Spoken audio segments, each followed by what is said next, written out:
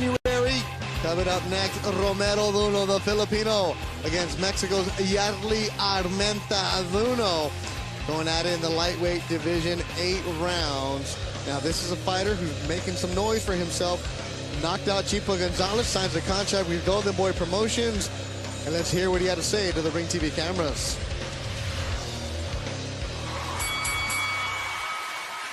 I started boxing because I want to prove my family that I can stand with my own. The people who are around me who believe in my skills, and my boss that always said that I can be a greatest fighter, then it makes me a little bit confidence for all the fights. It's so good to train in Wildcard because there's a lot of boxers, different gym, different boxers. So there's a lot of sparring partner. Then I can spar. That is a big help for me. I don't think that I will become Manny because Manny is one of a kind. I don't think so that I will become like him. But I try my best to make my own name, my own story in boxing. So many young guys tonight. Yeah. Duno, 22 with a lot of years fights old. under the record, too. Right. Armenta has 28 professional bouts, only 23 years old. He's 2 inches taller, and the reach advantage goes to the journeyman fighter from Mexico. Yeah, and then after this fight, it'll be Marcelino Lopez, Breedis Prescott, and we talk about the Golden Boy stable, how strong it is. We're going to be joined by Virgil Ortiz, who Golden Boy is really high on later on. We'll probably bring him in around the second round of the Romero Duno fight, as we'll jump on with him. Virgil Ortiz, you want to follow him, fighter out of Dallas, Texas. We're here at the Forum in Inglewood, and the Mexican Yardley Armenta is making his way into the ring. Thanks to everybody watching us on ringtv.com. Keep the tweets coming. We see them all, because it's what we call multitasking.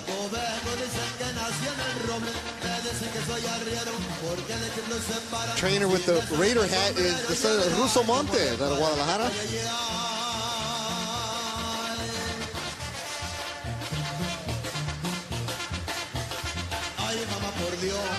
Armenta actually born in Sacramento, but his family moved to Los Mochis, Sinaloa. As a youngster, is now where he lives and trains. Coming in from Banda. But DJ Ray didn't turn it up loud enough. The Shazam didn't work. I ain't even gonna pretend like I know what the Banda is. And now, ladies and gentlemen, his opponent from General Santos, Philippines. Make some noise for Ruthless, Romero Duno!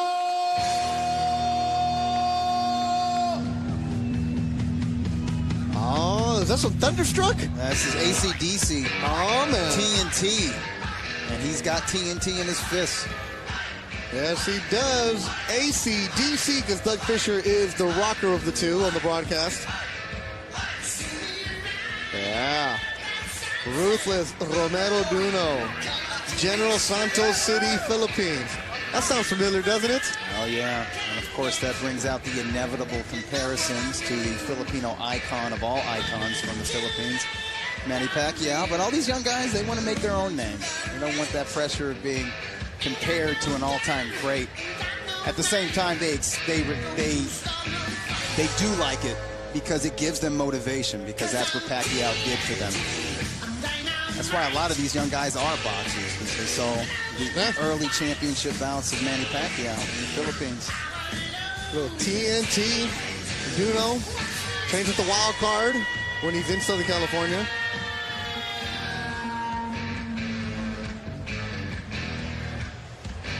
And Duno was one of those guys that looked dangerous on paper before his fight against Christian Gonzalez and turned out to really be that danger man. Yes, he was. And Mark Kriske is our ring announcer.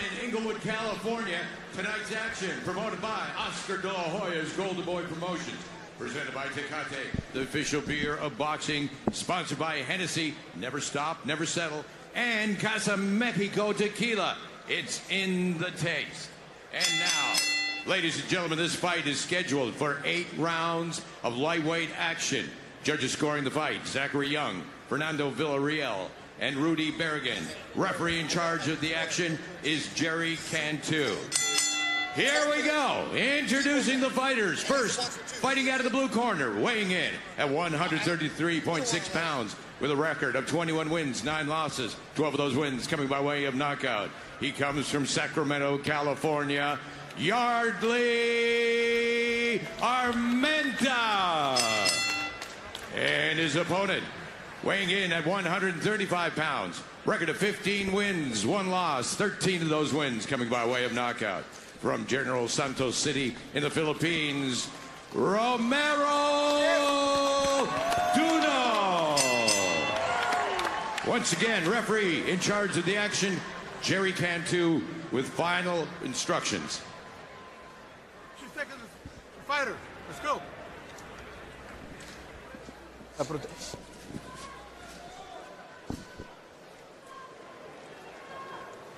Gentlemen, you were given your instructions in the dressing room. I want a good, clean, hard fight, and you will obey my commands at all times. Touch him up. Good luck to both of you. 8 rounds.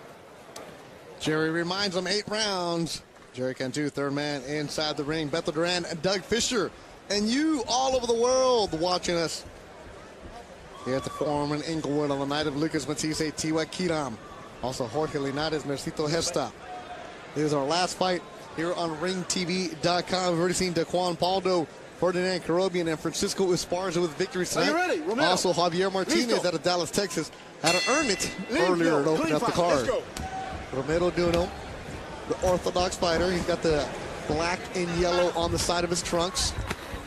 Yardley Armenta, the southpaw, has some green and red flames on his trunks. You know, it's rare to see a Filipino standout fighter who is not a southpaw. I was about to say that. Aren't they all southpaws? Yeah, and it's not like they're born left-handed either. A lot of them get converted. They're right-handers at birth, and they get, you know, once they turn to boxing, they get converted into southpaws. This is Romero Duno. A lot of power, a lot of pop. A lot of speed. To me, that was the difference in this fight with Chimpa Gonzalez. He was just so much faster than Gonzalez. Chimpa couldn't see those power punches coming. And Chimpa Gonzalez is undefeated Golden prospect at the time, and right away, Duno hits him on top of the head, and he goes down. 3, 4, 5, Yardley 6, has been in tough. 7, He has 30 fights. 9, I don't know if he's getting up, and it's over. Wow. Romero Duno, for the second time in the United States, has knocked out an opponent early. Kumusta Mabuhay. Wow. And it wasn't like Yardley Armenta is a pushover. No. This guy has a chin. I've seen him fight. He is tough. And he got clocked early. Yeah, he was hurt to the temple. He was hurt to the body. And again, we talk about Duno's power, but probably what makes him most dangerous, Beto, is his hand speed. And that he's got an aggressive style, but because of that speed, he can land shots when guys aren't ready. Loading up with the right hand, comes right over. Oh, lands, right on the temple. Yeah, right to the temple. And you can see an immediate reaction. The legs buckle. Virgil Ortiz, Golden Boy, young hot prospect out of Dallas, Texas, is here with us ringside. We're going to bring him in the second round, but Virgil... So the right cross to the temple. Armenta's legs immediately falter. He goes down, and there's a follow-up right to the high on the head of Armenta. Virgil, you saw him knock out Chimpa, and you saw him now knock out Yardley Armenta. What are your early thoughts on Romero Duno? Hold on, we'll get your microphone turned on eventually. It's all right, we'll figure it out. We'll get you there. But Doug, yeah, I mean, this kid seems like it's a real deal. Obviously, it's hard to judge him, but he's going up against quality opponents. You see the big red mark on Yardley's right side. Yeah, and the he's right pointing side of his body, that hurt him as well. There was a body shot that hurt him. Let's see, Virgil, your microphone now? No, no, Virgil, yeah. We'll get you a microphone turned on. If we get his microphone turned on, we'll be all right. As Armenta is hurting. Virgil Ortiz? Here I am. Oh, there you go. See, why are you trying to be shy, man? Hey, Just because I told you In-N-Out is better than Whataburger, you don't want to talk to me. Now, Virgil Ortiz, there's the camera for you.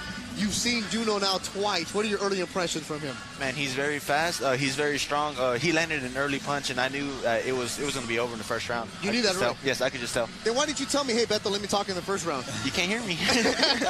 Now, getting away from this fight, you sparred Lucas Matisse. Yes. How did he look in camp? Man, he looks really strong right now. You know, he's very sharp right now, and he's very strong, and you know, I think he's gonna get it today. Joel Diaz told me the last sparring session for Lucas Matisse, he just had you and Lucas in the ring for 10 rounds. Yes. Whoa. Great. What is that like for, you know, a young man going 10 rounds? And by the way, he told me he wanted that because he wants to keep Lucas very sharp coming into this fight, and he knows that Lucas cannot rest. He cannot languish at all with you because you respect nobody in sparring. Yes. Hold that thought, Virgil, as Mark Krisky, our ring announcer, is in. Just think about what you're going to say, man. Ladies and gentlemen, to make it official, we have a winner. 1 minute and 1 second of the first round. Your winner by knockout, Romero Duno.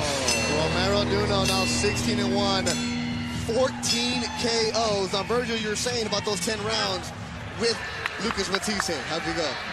They went really well. Honestly, that helped me grow as a fighter because when I was sparring, you know, the 4 rounds, I felt like I needed to prove something. But when I went 10 rounds,